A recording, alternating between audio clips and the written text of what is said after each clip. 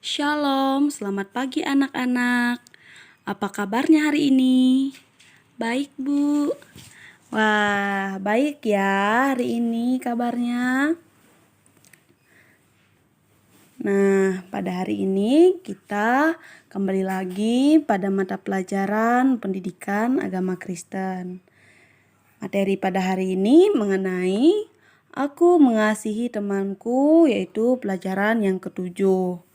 Namun sebelum kita masuk lebih jauh pada materi hari ini, marilah kita bersatu di dalam doa. Tuhan Allah Bapa kami yang berdalam kerajaan surga, terima kasih atas setiap penyertaan-Mu dalam kehidupan kami. Sebentar lagi kami ingin memulai mata pelajaran kami pada hari ini. Tolong Engkau berkati, Engkau sertai mata pelajaran kami pada hari ini, agar apa yang kami pelajari tidak berlalu begitu saja, namun bisa kami praktekkan dalam kehidupan kami. Dalam nama anak Yesus Kristus kami berdoa dan mengucap syukur. Baik anak-anak, seperti tadi yang Ibu katakan, materi kita pada hari ini yaitu mengenai aku mengasihi temanku. Arti mengasihi teman yaitu berarti memperlakukan teman sama seperti Tuhan memperlakukan kita. Memandang orang lain sama seperti Tuhan memandang kita. Jika kita mengatakan mengasihi Allah, berarti kita juga bersedia untuk mengasihi sesama kita. Sekarang Ibu ingin menceritakan salah satu cerita Alkitab dari 1 Samuel 18 ayat yang pertama sampai yang keempat. Ibu meminta kalian untuk menyimak dan mendengarkan apa yang akan Ibu ceritakan, karena akan ada pertanyaan setelah Ibu selesai menceritakan cerita ini. Jadi cerita pada 1 Samuel 18 ayat yang pertama sampai yang keempat mengisahkan tentang perjanjian persahabatan antara Daud dan Yonatan. Kisah persahabatan Daud dan Yonatan adalah kisah yang menarik, mengingat mereka berasal dari latar belakang yang sangat berbeda. Status sosial tidak menghalangi mereka untuk menjalin persahabatan. Daud adalah seorang gembala, sedangkan Yonatan adalah seorang anak raja.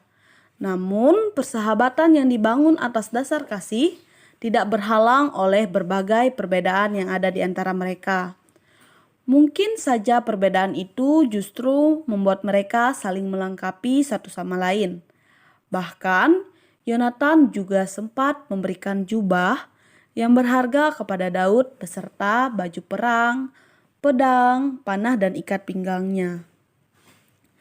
Inilah bukti kasih seorang sahabat kepada sahabatnya.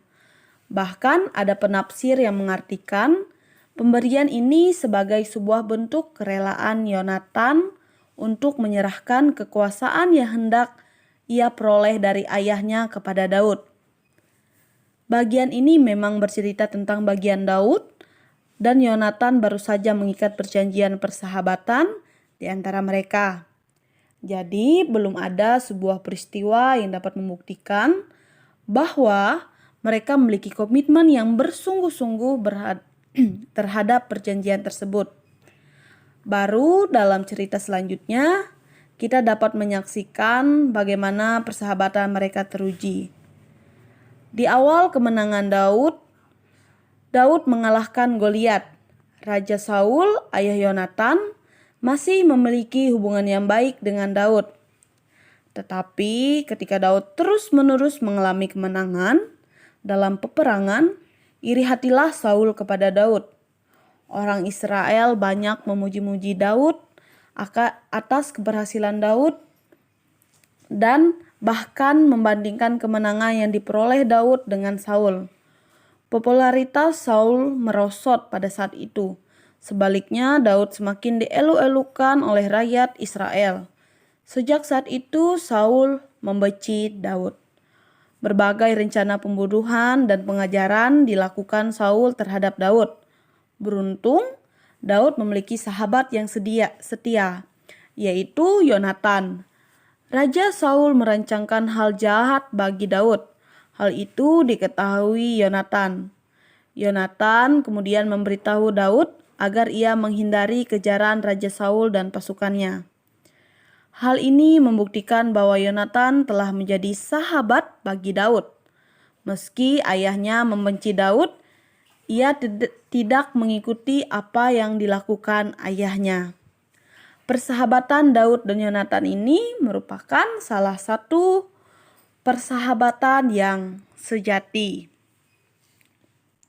Nah, dari cerita yang telah Ibu ceritakan tadi, apa sih yang bisa kita contohi dari cerita tersebut?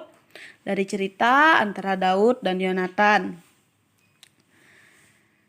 Jadi, dari cerita tersebut yang dapat kita contohi yaitu persahabatan Daud dan Yonatan ini adalah contoh yang baik bagi kita.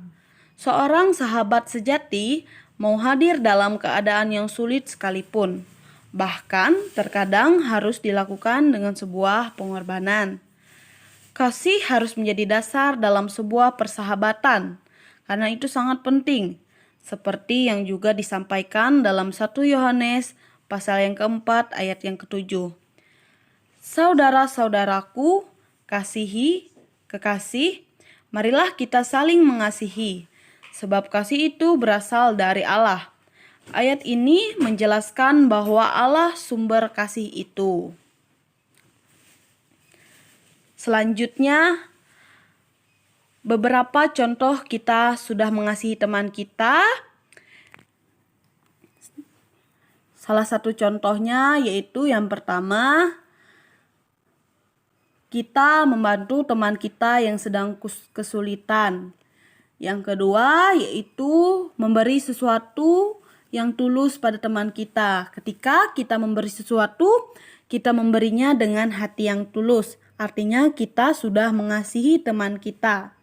Yang ketiga yaitu berusaha selalu ada dalam keadaan apapun. Yang artinya kita selalu ada bagi teman kita entah dalam kondisi yang sulit, kondisi apapun itu. Nah, selanjutnya Ibu ingin memberikan pertanyaan kepada kalian. Pertanyaannya yaitu yang pertama, sudahkah kamu mengasihi temanmu? Sudah, Bu, belum, Bu? Nah, ada yang menjawab sudah, ada yang menjawab belum. Jadi kita harus mengasihi teman kita, karena mengasihi ini adalah suatu bagian yang penting dalam kehidupan kita. Yang kedua yaitu mengapa kamu harus selalu mengasihi? Karena aku anak Tuhan, Bu. Ya, benar sekali. Karena kita adalah anak Tuhan, kita harus saling mengasihi. Karena kita juga salah satu dari ciptaan Tuhan.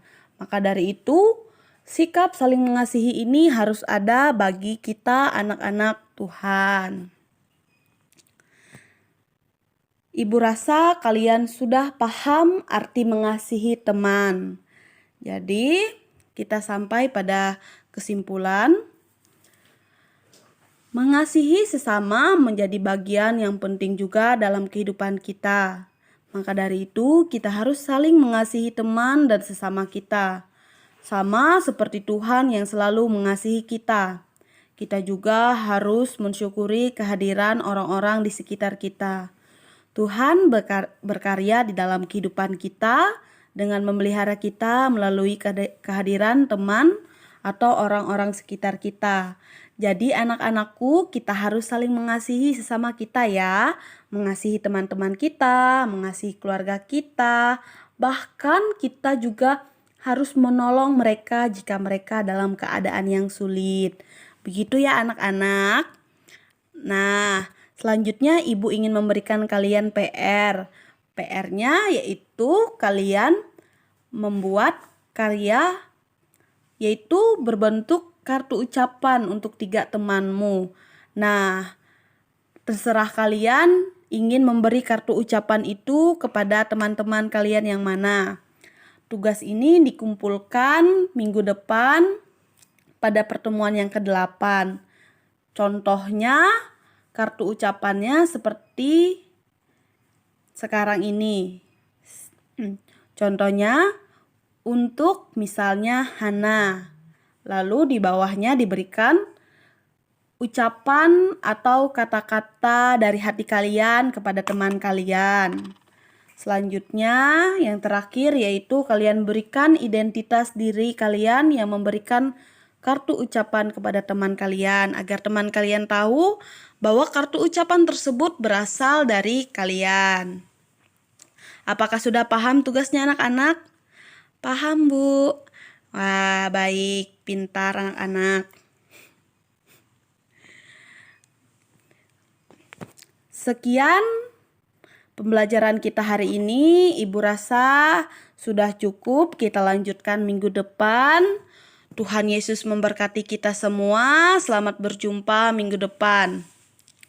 Namun sebelum itu, marilah kita bersatu di dalam doa untuk mengakhiri mata pelajaran kita pada hari ini dan mengakhiri pertemuan kita pada hari ini. Marilah kita bersatu di dalam doa. Tuhan Allah Bapa kami yang berada dalam kerajaan surga, pada hari ini kami telah mempelajari mata pelajaran tentang materi Aku Mengasihi Temanku. Tolong Engkau berkati, Engkau sertai setiap kami Bapa, agar materi ini bisa menjadi sebuah pembelajaran yang bisa kami praktekkan dalam kehidupan kami, agar kami anak-anak-Mu bisa saling mengasihi teman-teman kami, saling mengasihi sesama kami tanpa memandang siapapun itu. Biarlah kami menjadi anak-anak-Mu yang selalu baik, yang selalu mengasihi semua ciptaan Engkau. Hanya inilah doa dan seruan kami yang kami alaskan dalam nama anak Yesus Kristus. Kami berdoa dan mengucap syukur. Haleluya, amin. Sekian anak-anak pembelajaran kita. Tuhan Yesus memberkati.